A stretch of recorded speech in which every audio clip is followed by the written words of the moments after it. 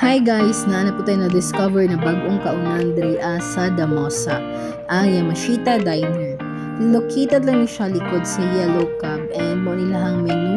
Daghang kay sila og food sa ilahang list and some are very affordable like around 100 plus pesos for a Japanese food.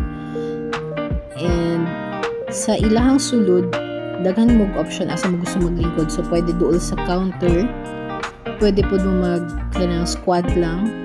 And napod sila for solo diner, masyag naka-cubicle, masyag nasa library. Yan. So, muna akong gi-order.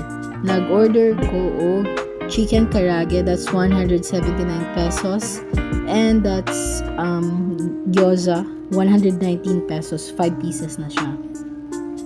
So, ang ilahang chicken na siya side dish na gamayng gulay and ang ihang sausawan is QP mayo.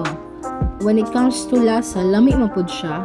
And ang texture sa ilang chicken is crispy outside and juicy siya inside. Do wala kay ganap sa iyang sauce but nag-blend naman pud ang ilahang lasa. And of course, daghan sila rice.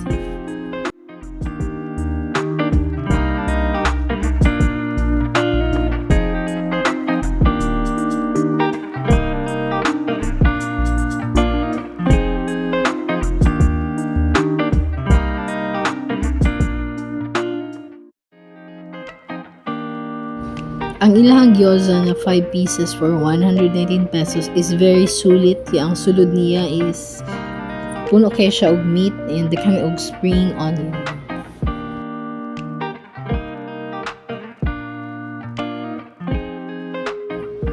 So while pa uli na-realize na ko na pa di kulang. Wala pa ako nag-dessert. So mo to happy ko diri sa Ice Giants o gi-order ang ako ang paborito ever since the world began.